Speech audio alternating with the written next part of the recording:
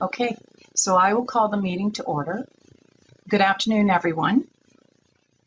Before I start with the agenda, I would just like to introduce somebody to the Grey County Joint Accessibility Advisory Committee as a new member. Ray Whitfield is in the process of being appointed to fill a vacancy on the committee. Which that will be finalized by County Council on September the 26th. But in the meantime, I would like to say welcome, Ray.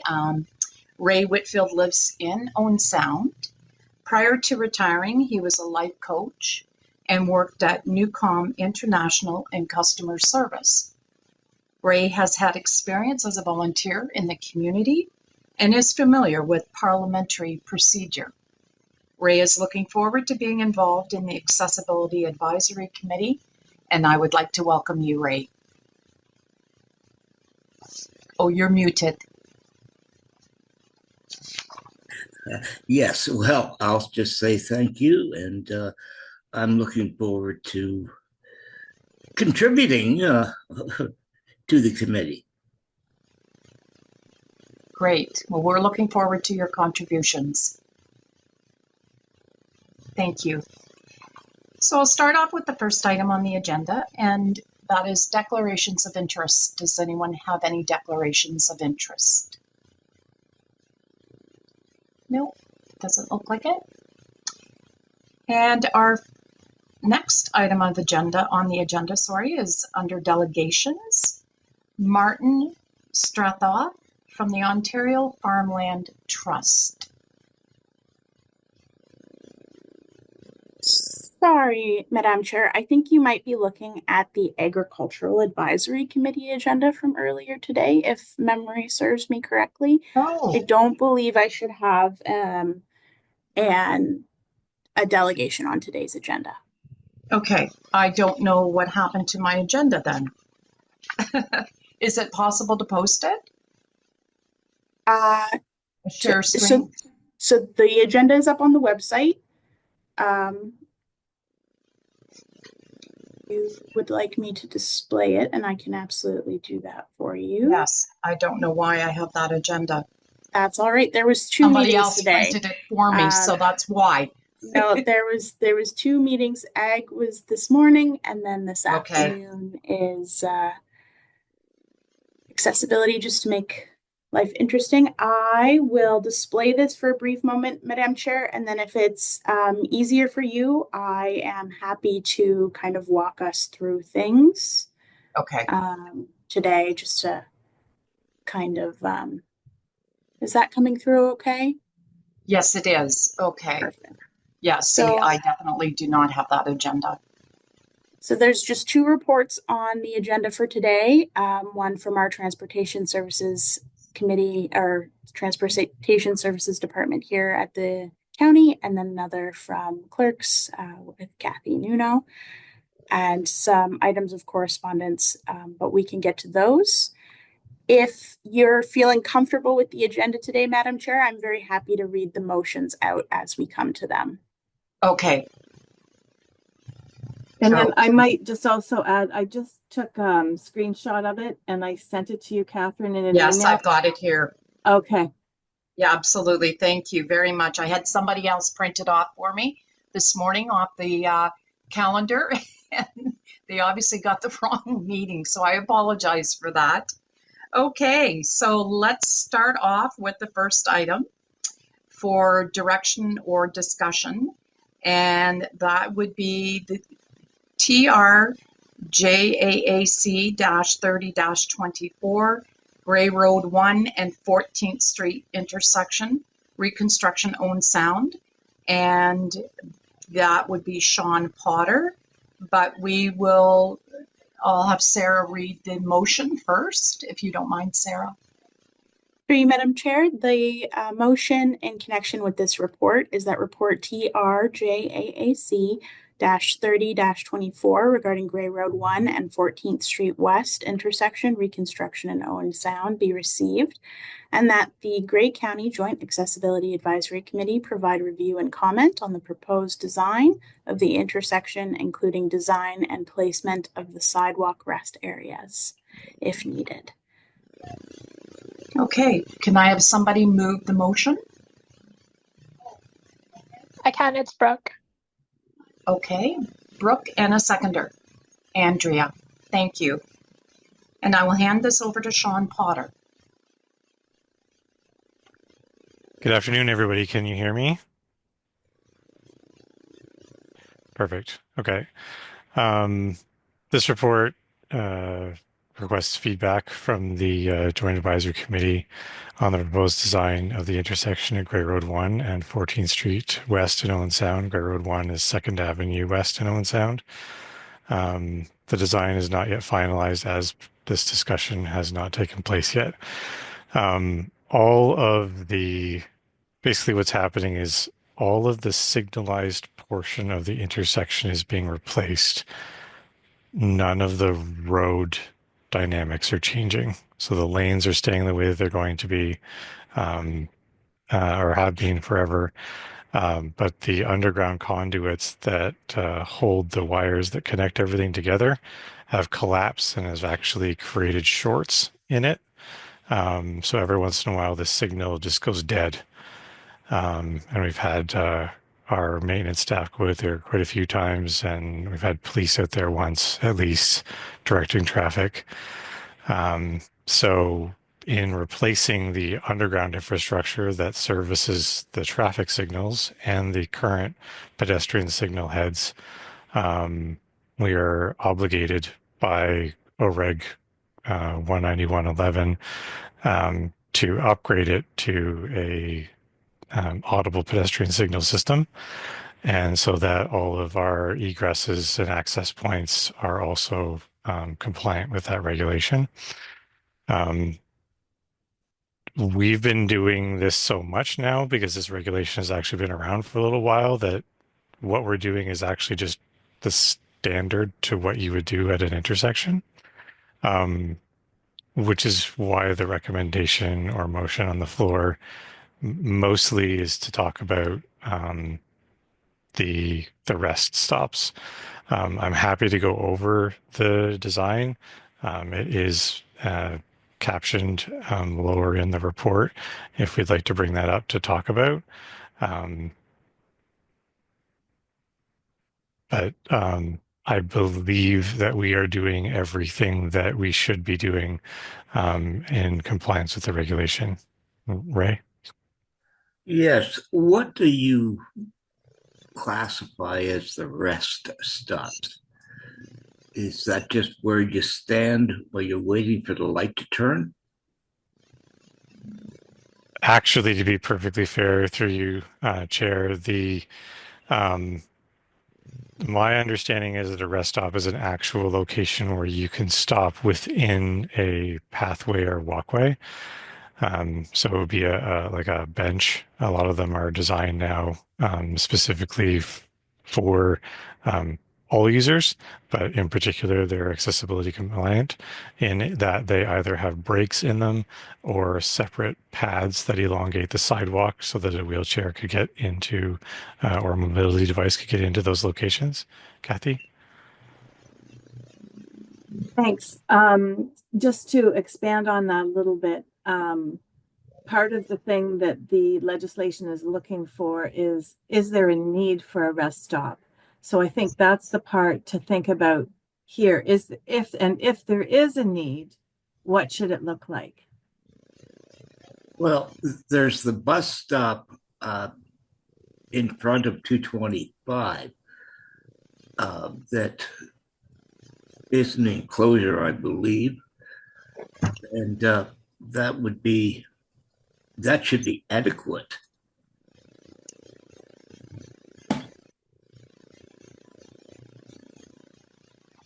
Is there any further discussion on that point?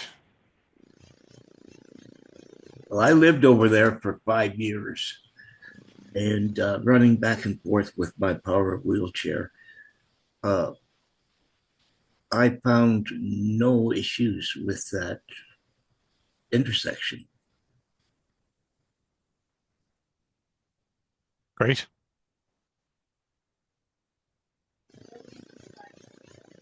Do we have any other comments or questions for Sean?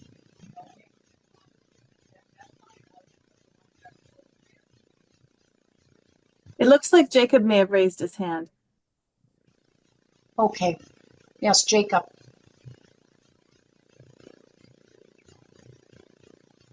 Oh, you're muted, Jacob. Sorry. I'm having troubles picturing where this intersection is. Are you a resident in the city?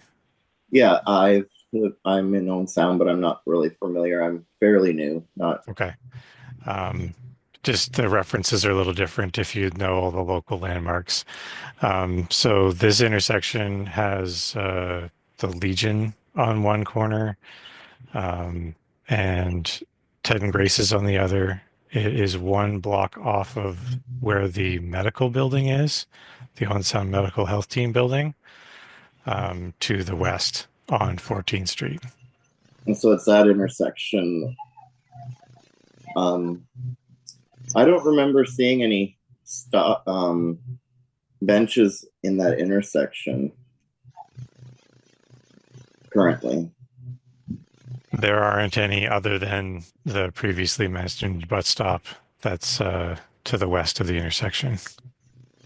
To give my personal opinion, I think one on each side could be beneficial, only because I do see that bus stop usually isn't really well maintained, and people are scared to sit in that bus stop because of the garbage and whatnot. So I think for mobility reasons, I know a lot of people in the high-rise apartment close by have mobility issues, so it would really be beneficial to have seating for them waiting for the bus and stuff, or crossing the road for that matter. To be clear, would that be required on each side of the road, on each leg of the intersection? Is that what you're suggesting? Yeah.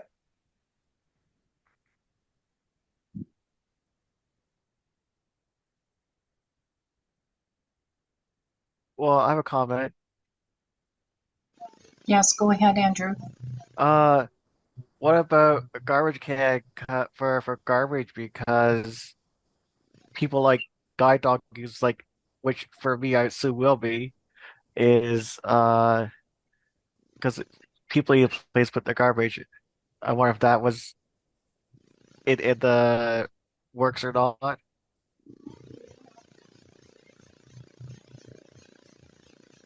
That is a little. Go ahead, Kathy. Yeah, I was going to say it's kind of outside of the scope of this project, but through the minutes of this meeting, the representatives that are in the city of Owen Sound, and I believe it would be the city of Owen Sound that would have jurisdiction over the garbage can placement. So they will get copies of these minutes, and hopefully that will be enough to spur a further conversation there. Otherwise, I'd say maybe reach out to the city of Owen Sound about that. But if you prefer, Andrew, I could follow up on that if you want.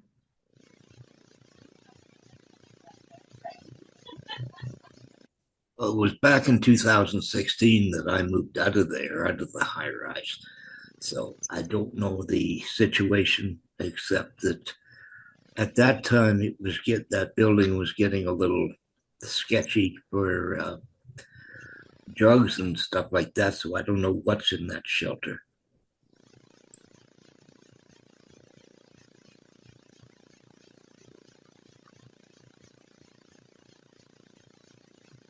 Okay, Andrew, are you okay with what Yes. Kathy was suggesting? Yes. Okay, great.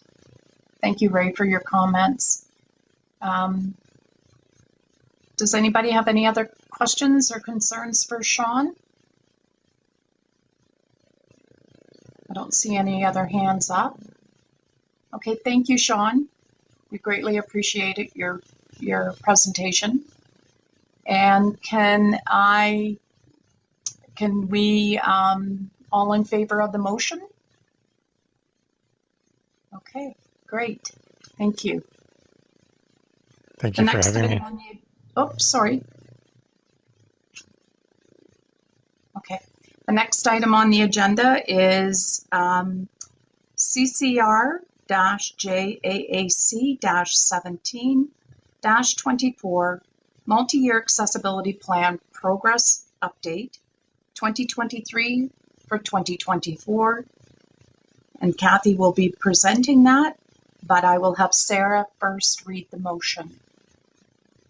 Through you, Madam Chair, the motion in connection with this item is that report CCR-JAC-17-24 Multi-Year Accessibility Plan Progress Update for 2023-2024 be endorsed as presented and posted to the accessibility page of the Grey County website, and that the 2023 to 2027 Multi-Year Accessibility Plan be updated to add implementation of budget software that meets ADOA compliance. Okay, and can I have someone move the motion? Jacob, and can I have a seconder?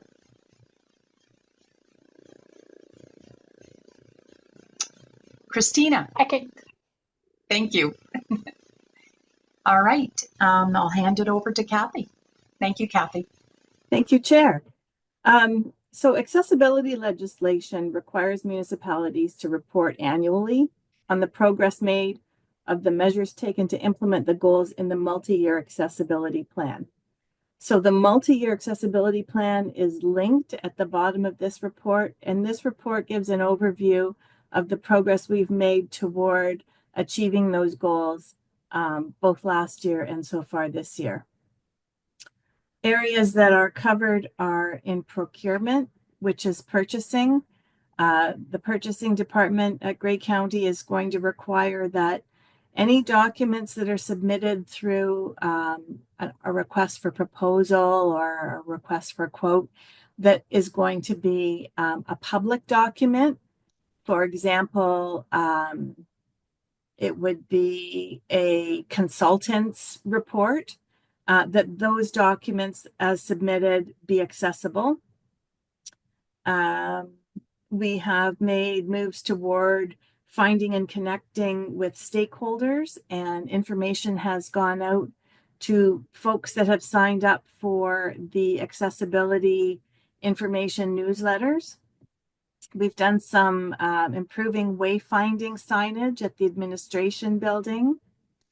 We're working on a project currently that isn't underway yet, but I'm anticipating before the end of the year, so I have it in this report, a little software program called Access E11, which is going to streamline our feedback with the public. We have moved to an eScribe software program for reports and minutes on the Grey County website.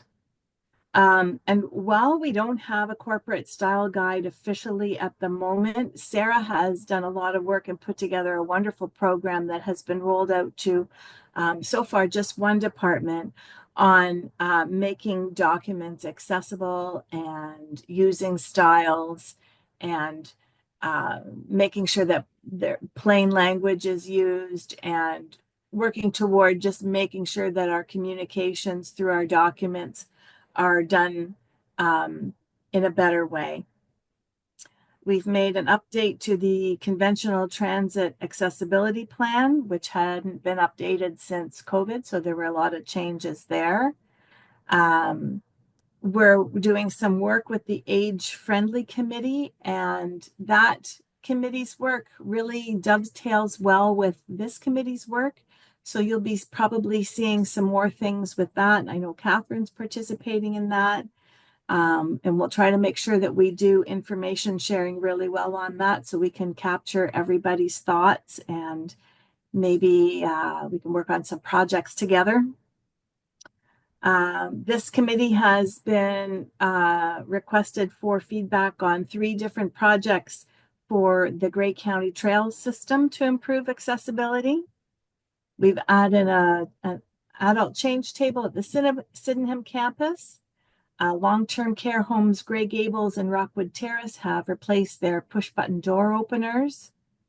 Grey Roots Museum, as part of their funding application, created a museum accessibility plan that the province gave a score of 10 out of 10 on, so we're pretty proud of that.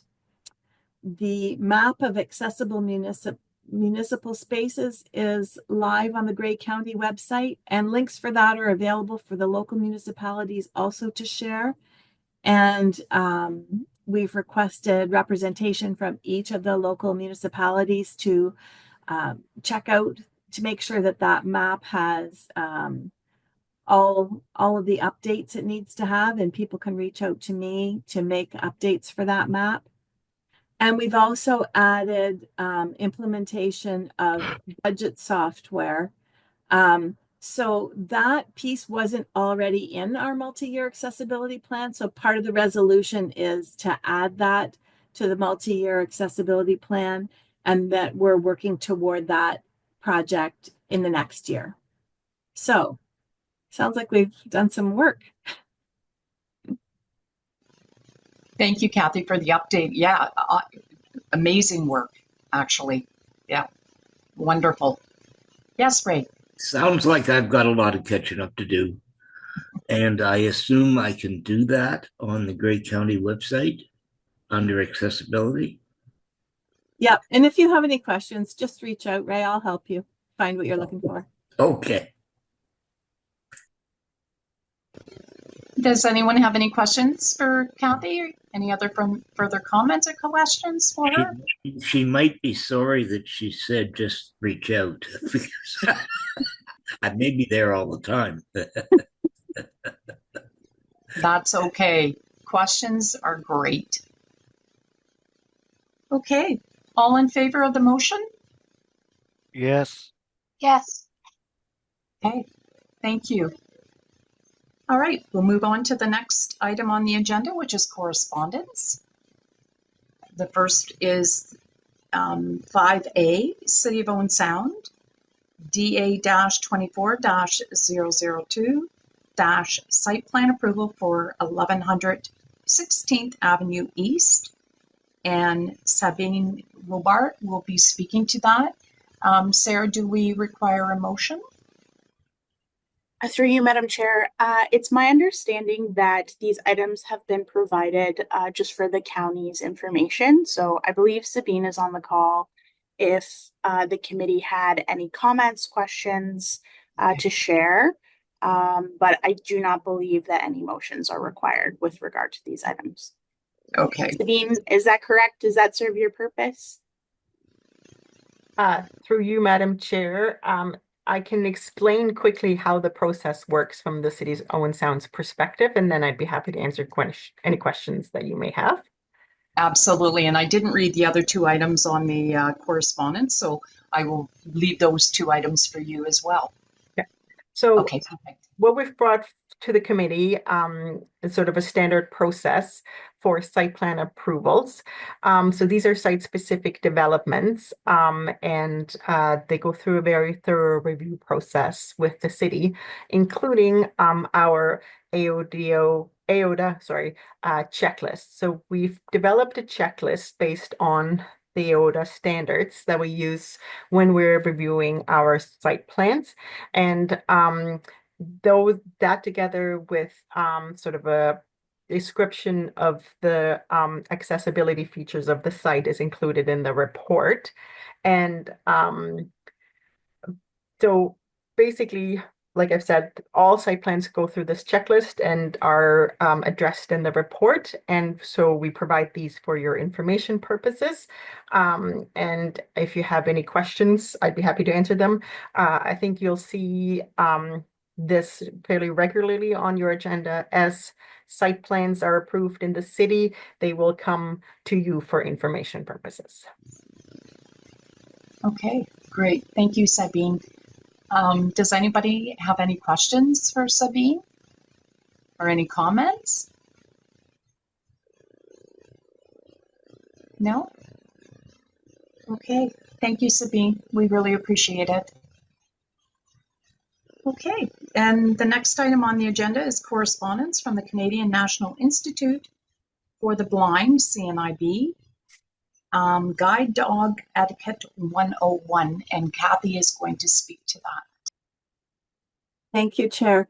I received this guide dog etiquette poster from Donald Anderson of the CNIB Foundation.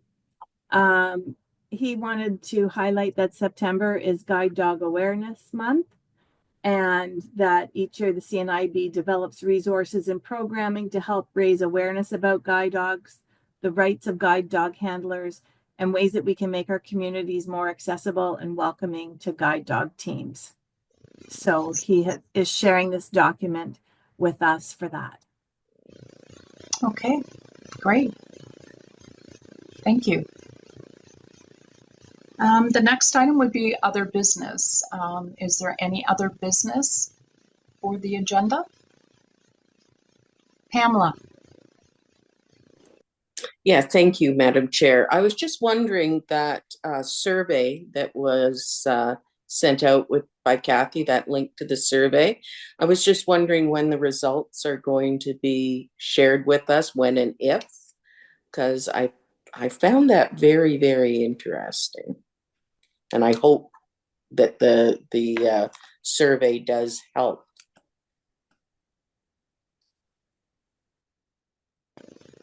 Yes, Kathy. Thank you. Thank you. Through you, Chair. That's a great question, Pam, and I will ask them about the availability of the results from that. And I will send, I'm assuming that everybody's probably going to be interested in that. So I'll send what I find out to the whole group. Thank you, Pamela. I was going to ask the same question, actually. Yeah. That's great, Kathy. Thank you for that. Excuse me. Yes, Ray. Could you forward that survey to me, or is it passed? Through you, Chair, I can't remember, Ray, if that deadline has passed or not, but I'll send it to you regardless, and then you'll at least know what's coming down the pipe. That's great. Thank you. Okay. Just going back to the agenda. So the next meeting has yet to be determined, and I guess unless there's any other items for other business, we are in a position to adjourn. That was a very quick meeting. Can I add something? You sure can, Christina. I haven't seen the CNIB poster yet about guide dogs, but as being the grandparent to one of those, my daughter has one. I think one of the biggest things that people aren't aware of is because service dogs are trained to react to goodies and snacks, etc., that they will eat anything they find. And one of the biggest things we've noticed in the last few years, because they've made it legal, is that her dog has eaten a few weed buds.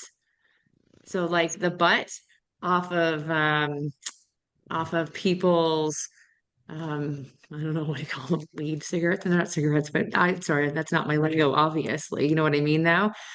So when people roll and they smoke, like they smoke weed, we're not butting out in containers or etc., or you're walking down the street and you toss them out. Those dogs are eating them sometimes because they're food driven. And so I'm not sure that's probably on that poster, but there's your fun fact for the day. Thank you for sharing that, Christina. That's very interesting. I was not aware of that, so thank you. Can I say something, Esther? I wasn't aware of that. I'm very surprised that they are food driven. My sister trained them from puppies up to a year old, and then they go off to the university and further training. But that would not be part of the training in the first part anyway. They are not to react to anything around them. And that's why they take them to the library. That's why they take them to church. That's why they take them to all these places, so that they are not scared by loud noises and things like that. And I can't see them being food driven. They are actually, when they do a task and they do it well, they are actually rewarded with a treat.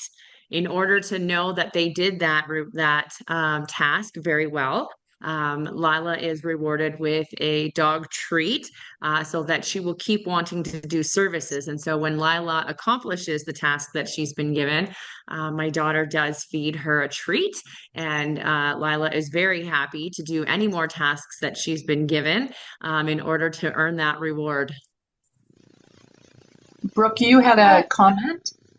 Yeah, I would just like to say that I think some dogs can be food scavengers and stuff, but it's part of training, and I owner train, and I am currently owner training she's been in training since she was 10 weeks old, and she's 18 months now, and never once will she pick up anything because we've worked on teaching them not to.